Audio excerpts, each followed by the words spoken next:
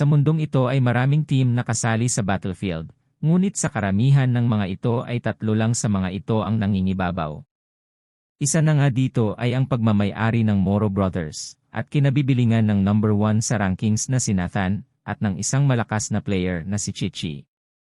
Ang team na ito ay puno ng mga malalakas na star players, at kilala sa kanilang mahuhusay na mga laro. Ang team na ito ay ang Paris Lumiere.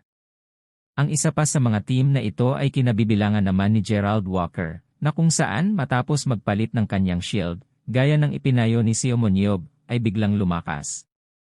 Sinabi pa nga ng ilan na ito na ang kanilang panahon, at bilang sentro ng kanilang team, ay bumuo si Gerald Walker ng isang matinding defensive pool. Ang team na ito ay tinaguri ang Walking Fortress, at kilala sa pangalan na The New York Bears. Ang ikatlo naman ay ang isa na pinamumunuan ng isa sa 7 heroes na si Emre Casa, at ang team na ito ay nakapokus sa kauna-unahang support na nakaabot sa top 3 world rankings ng Battlefield, na si Daniel. Bumuo din ang mga ito ng perpektong strategy para durugin ang kanilang mga kalaban, at ang pangalan ng kanilang team ay ang Berlin Blitz. Sa tatlong team na ito ang Paris Lumiere at ang Germany Berlin Blitz ay ang mayroong pinakamalalim na kasaysayan ng pagiging magkaribal. Samantala sa opisina ng may-ari ng Berlin Blitz ay kasalukuyang nakipagkita ang head coach ng nasabing team at binanggit na mayroon siyang nais na idagdag na player sa kanilang team. Ngumiti naman ang may-ari, at sinabi na pwede naman niyang ikonsulta ito sa kanilang mga coach, ngunit dahil nandito siya at direktang nakikipag-usap sa kanya, ay naisip niya na marahil ay malaking kontrata ang nais nito. Seryoso namang sinabi ng head coach na si Emre Casa, na ang tinutukoy niyang player ay walang iba kundi si Siomonyov. Halata namang hindi nagustuhan ng may-ari ang ideyang ito, dahil sa puntong ito ay tila sumasakit ang kanyang ulo at tinatanong kung seryoso ba siya. Sinabi naman ni Emre na kailangan nilang ipasok si Siomonyov sa kanilang team para mas mapalakas ang team nila. Sinabi naman ng may-ari na may tiwala naman siya sa kanyang mga desisyon bilang coach, ngunit naniniwala siya na ang flexible na pag-iisip ni Siomonyov ay hindi akma sa paraan ng pag-iisip ni Emre, at marahil ay magkakagulo lamang ang kanilang team dahil dito. Matapos namang sabihin ito ay naisip ni Burnman na kaya niya naisip yon, ay dahil kilala ang dalawang ito sa pagiging mahigpit nilang magkatunggali, kahit na noong sila ay magkasama pa bilang 7 heroes. Pagkatapos nito ipinakita ang isang flashback 17 taon na ang nakalipas. Dito nga ay makikita na kasalukuyang nagtatalo si Emre at si Siomonyov, habang sinasabi ni Emre kay Siomonyov na hindi talaga tugma na magkasama sila sa isang team, ay mapang-asar namang inulit ni Siomonyov ang kanyang mga sinasabi, at pagkatapos ay minura pa siya nito at sinabi na naunahan lamang niya siya na sabihin ito. Ang kanilang presensya ay parang isang dragon at tigre na hindi nagkakasundo. At habang nagtatalo pa ang dalawang ito ay para namang nanonood ng scene ang kanilang mga kasamahan, at sinabi pa nga ni Jeho kay Tram na pigilan ang mga ito, sinabi naman ni Tram na hayaan na lamang nila sila, dahil ang pag-aaway nilang ito ay pang 151 na. Nagulat naman si Jeho nang marinig ito, at tinatanong kung binibilang ba talaga niya iyon. Kinumpirma naman ito ni Tram at sinabi na ginagawa niya iyon dahil nakakatuwa ang pag-aaway nilang ito, at para sa kanya, ay mas nakakatuwa pa ito kaysa sa pag-clear ng dungyons. Sinabi naman ni Jeho na sa normal na sitwasyon ay nagkakasundo naman ang mga ito, ngunit pagdating sa mga strategies kung paano i-clear ang dungyon ay laging nag-aaway ang mga ito. Kaya napapatanong tuloy siya kung anong problema sa dalawang ito. Pagkatapos nito ay bumalik na ang eksena, at ipinaliwanag ni Burnman na si Siomonyov ay hindi nakikinig sa mga utos ng nakatataas sa kanya, kaya malamang ay hindi rin makikinig ito sa mga instruction niya bilang head coach.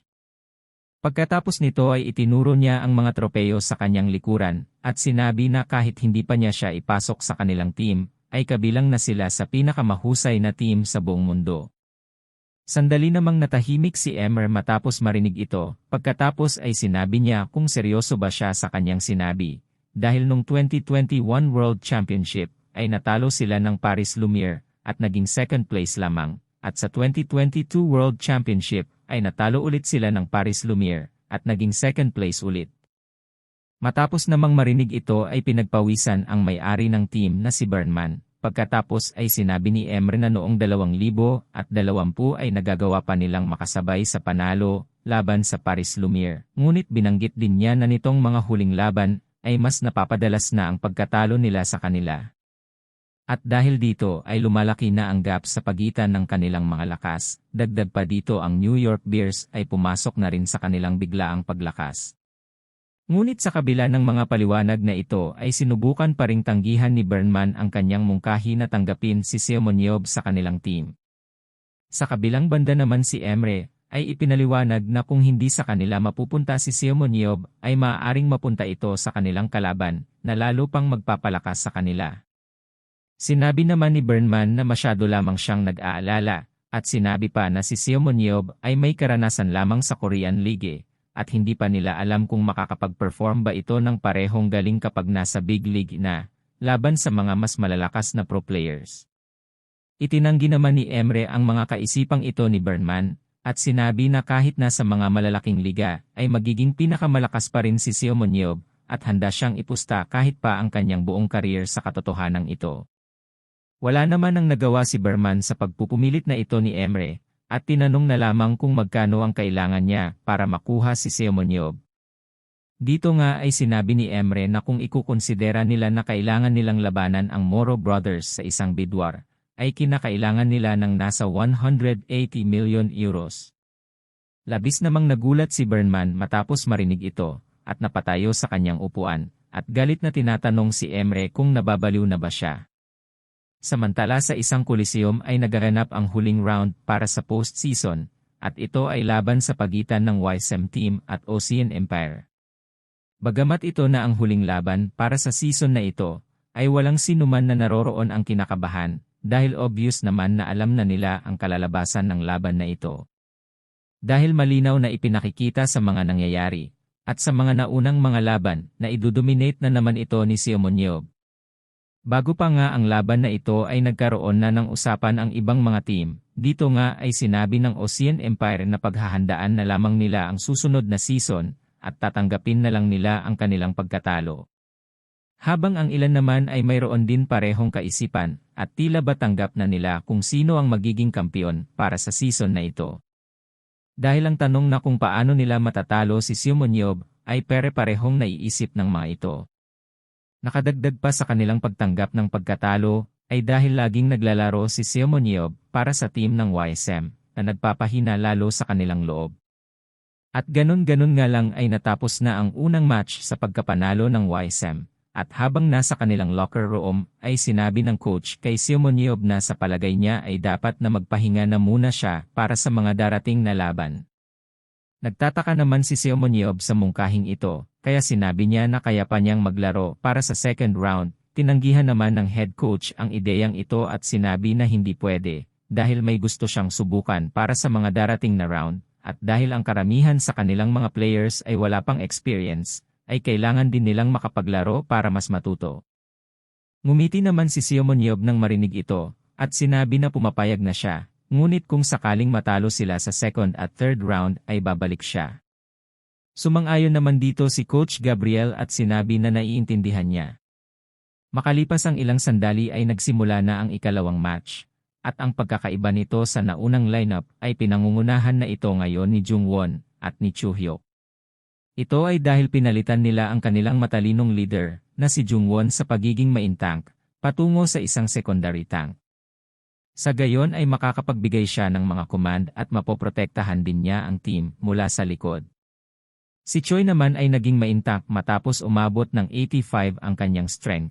Dagdag pa dito ang kanyang agility at speed ay higit na mas mabilis para sa isang tank, at mayroon pa itong 81 na aura, at kung pagsasama-samahin ang mga stats at mga skills na meron siya ay sapat na ito para makapasok siya sa national team.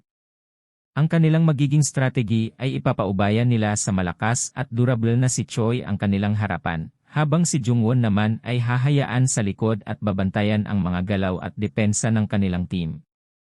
At dahil sa formasyon nilang ito ay mayroon na silang sapat na miyembro na kayang mag-perform para sa KB1 League. Sa kabilang banda si Semyonov matapos marinig ang plano ng coach, ay tinanong si Coach Gabriel kung nagagalingan ba siya sa dalawang iyon. Kinumpirma naman ito ng coach, at sinabi na ang strategi niyang ito ay mas makatutulong para mapalabas pa ang mga tinatago nilang potensyal. Sinabi pa niya na noong secondary tank pa si Choi ay madalas na nag-aalinlangan ito sa kanyang mga kilos, dahil hindi siya sigurado kung aatak ba siya o kung magdedepensa. Ngunit ngayon na nasa unahan na siya ay makakapag-focus na siya sa pagdepensa at makakapaghanap na rin ng oras para mag-counter-attack sa mga kalaban. Sinabi naman ni Simonyev na kaya ganoon ang mentalidad ni Choi ay dahil matagal itong naging damage dealer, kaya nahihirapan pa itong mag-adjust sa mga awkward na posisyon. Kaya mas makakabuti nga kung hahayaan ito na itangke lahat ng mga atake ng mga kalaban. Pagkatapos nito ay itinanong naman niya kung ano ang napansin niya kay Jungwon. Sinabi ng coach na dahil matagal itong nasa mahinang team, kaya laging sinusubukan nito na solohin lahat ng mga mahihirap na gawain, at dahil dito ay nag-pressure siya, at nalilimitahan din ang kanyang mga kasanayan. Sumang-ayon naman dito si Simonyev at sinabi na kung ganun ang mentalidad ng isa, ay mahihirapan siyang magbigay ng command sa kanyang mga kasamahan. Sumang-ayon din naman dito si Coach Gabriel, at sinabing tama siya. Matapos namang marinig ito ay tumawa si Simonyev at sinabing hindi naman talaga siya nagkakamali sa kanyang mga sinasabi. Samantala binanggit ni Coach Gabriel na kagaya ng kanyang sinabi noon, ay magaling si Sungho pagdating sa pagbibigay ng command sa kanyang mga kasamahan, kaya tinatanong niya si Simonyev kung meron ba siyang sikreto pagdating sa ganitong mga bagay. Pinaliwanag naman ni Simonyev na noong Underworld Wars, ay siya mismo ang naghahanap ng kanyang mga kasama sa mga dungyon na kanilang atakihin, at bukod kay Jeho ay laging bago ang kanyang mga kasama. At sa pamamagitan lamang ng pagtingin sa mga ito ay nakikilala na niya kung sino ang mga traidor, duwag, o mga bobo sa mga ito. Sinabi pa niya na nakakasigurado siya na makakaya rin itong gawin ng coach kapag nagkaroon na ito ng sapat na experience. Kalmado namang sinabi ng coach na kung ganoon pala, ay kailangan pa niyang maglagay pa ng effort para sa trabaho niyang ito. Pagkatapos nito ay sinabi niya na dahil si Sungho ay marami ng natutunang strategies, ay iniisip niya na ibigay dito ang role bilang tagapagbigay ng mga play para sa team. Natuwa naman si Simonyev matapos marinig ito, at sinabing tama nga yun, dahil kung ganoon ang gagawin niya ay si Jungwon na ang bahala sa mga hunting at team fights, habang si Sungho naman ang magbibigay ng mga special tactics. Habang nasa gitna pa ng kanilang pag-uusap ay biglang nagtaas ng kamay ang kanilang assistant coach, at sinabi na mayroon siyang katanungan. Naiirita namang tinanong ni Simonyev kung ano na naman iyon, dinagdag pa niya na kung walang kwenta ang kanyang sasabihin, ay huwag na lang niyang itanong. Tila pinanghinaan naman ng loob ang assistant coach, at napaisip pa nga na bakit napakasungit nito sa kanya. Nang mapansin naman ni Simonyev na hindi ito nagsasalita, ay tinanong niya ulit kung ano iyon. Dito nga ay sinabi ni Coach Choi na maraming trade offers ang dumating sa kanila. Kinumpirma naman ito ni Simonyev at sinabing alam niya na yon, ngunit hindi sila tatanggap ng kahit anong offer sa mga ito, dahil kailangan pa nilang makapasok sa KB1 League para mas gumanda pa ang kanilang mga kontrata. Sinabi naman ni Coach Choi na hindi naman ang kanilang mga player ang target ng kanilang trade offer, at sa halip ay siya mismo.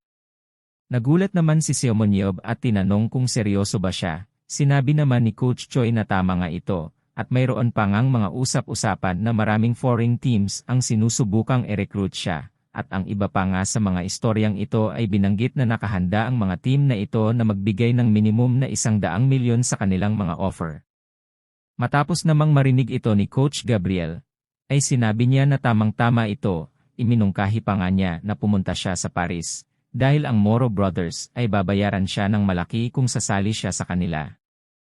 Tila hindi naman natuwa si Simonyev sa sinabi niyang ito, at sinabi pa na tila gusto na nitong patalsikin siya kaagad sa kanyang team. Sinabi pa niya na kalimutan na lang nila ang tungkol sa mga offer na ito, dahil mas gugustuhin pa niya na mas palakasin ang kanyang sariling team at maging kinatawan ng bansa. Hindi naman sumang-ayon dito si Coach Gabriel at sinabi na malabo iyong mangyari, dahil sa kalagayan ng kanilang team ngayon, ay baka hanggang Asia's Best lamang ang maabot nila. Tinanong naman ni Simonyev kung ang goal ba nila ay ang World Championship at ang maging pinakamalakas sa buong mundo.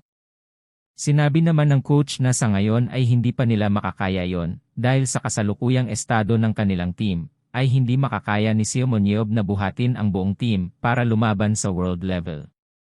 Medyo nainis naman si Simonyev matapos marinig ito, at naisip na hindi pa nga nila sinusubukan, kaya hindi nila malalaman kung gaano kalakas ang mga ito. Kasunod nito ay iminungkahi ni Simonyev na mag-recruit ng mga players mula sa ibang bansa. Sinabi naman ng coach na kung sa palagay ba niya ang mga ganitong klaseng player ay ikukonsidera na pumunta sa kanilang bansa. Binanggit din niya na ang mga league level na pagtrato at mga kondisyon, maging ang mga tirahan ng mga ito ay isang bagay na, at sa kalagayan ng kanilang pinansyal ay maaaring mga hindi sikat na mga baguhan lamang ang ma-recruit nila. Idinagdag pa niya na ang Korean League ay masyadong maliit para sa mga ito para pumunta sa kanilang team. Matapos namang marinig ang lahat ng ito ay napatanong si Simonyev kung kinakailangan pa ba nilang gawing isang superpower country ang kanilang bansa bago pa sila makapag-recruit ng mga national level na mga players. Agad namang kinumpirma ito ni Coach Gabriel at sinabi na tama nga siya.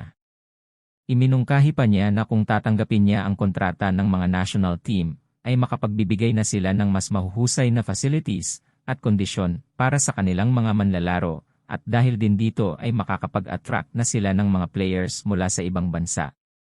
Natahimik naman si Simonyev matapos marinig ang suggestion niyang ito, pagkatapos ay sinabi niya na hindi pa naman ito oras para magdesisyon sa mga bagay na ito, at binanggit pa nga niya na mayroon pa siyang kailangang gawin na mas importante ngayon, at yun nga ay ipanalo ang laban sa kasalukuyang laro. Dahil naging tabla na ang laban, at isang round na lamang ang natitira. Sa puntong ito ay napagtanto ni Simonyev na bagamat may mga talento ang kanilang mga players para manalo, ay mas skilled pa rin ang kalaban nila na Ocean Empire. Sa puntong ito ay naisip din niya na bagamat nagawa ng mga ito na manalo ng isang beses, ay matapos naman iyon ay nakabawi din ang Ocean Empire, at nakuha ang kanilang diskarte sa laban. Pagkatapos nito ay naisip niya na ang Ocean Empire ay dating kasama sa KB1 League. Ngunit na-demote at ngayon ay napunta na sa KB2. Naisip din niya na ang purpose ng mga laban nilang ito ay upang makita ang mga potensyal na mga players at kung paano sila magre-react sa iba't ibang sitwasyon. At gaya nga ng inaasahan, ay pumasok na si Simonyev para sa ikalimang round upang tapusin ang laban na ito. Habang tumatawa papasok sa laban si Simonyev, ay naisip ni Coach Gabriel na kahit ang presensya lamang ni Simonyev ay kaya nang guluhin ang balance ng world rankings sa battlefield. Makalipas ang ilang sandali, matapos magsimula ang ikalimang round, ay gaya ng inaasahan ay natapos na ang laban sa pagkapanalo ng YSM, at ang naging kampiyon para sa post-season na ito ay walang iba kundi ang YSM. Samantala sa headquarters ng YSM sa opisina ni Simonyev, ay kasalukuyang nagkaroon ng meeting ang mga coach. At dito nga ay binanggit na ang mga main starting players at ang iba pang mga bench ay na-assign na. Binanggit din na 3 sa kanilang mga players ay napunta sa KB2 League at ang isa ay napunta sa KB7 League. Dahil dito ay nakumpleto na nila ang pagbenta sa 4 sa kanilang mga players. Matapos namang suriin ni Simonyev ang mga report na ito, ay sinabi niya na nakakuha pa sila ng mas malaki kaysa sa binayad nila sa mga ito.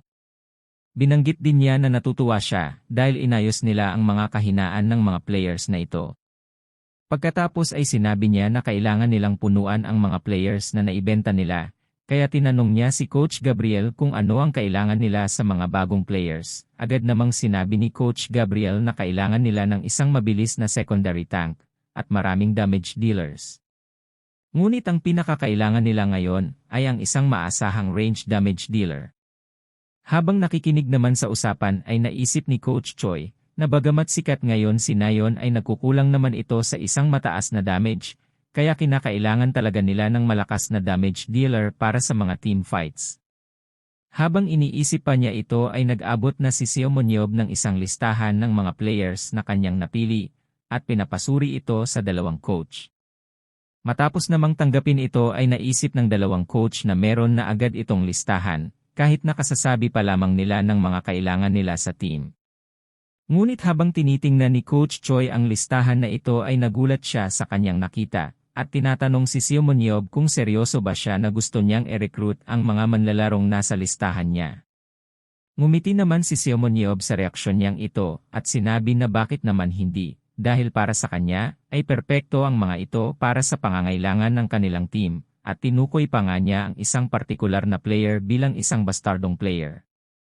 Sa susunod na episode, ay ipagpapatuloy na ni Simonyev ang kanyang paghahanap sa mga bagong players, at dito rin niya matatagpuan ang isa na magiging bago nilang kakampi. Kaya sa sunod na episode ulit. Maraming salamat din sa lahat ng mga nanood, at kung hindi ka pa nakasubscribe ay pasuyo na lang Lods, malaking tulong na yan para sa channel, at kung hindi naman kalabisan ay pa-like, comment, at share na din po, para mas marami pa ang makapanood. Maraming salamat, at see you on our next video. God bless you all.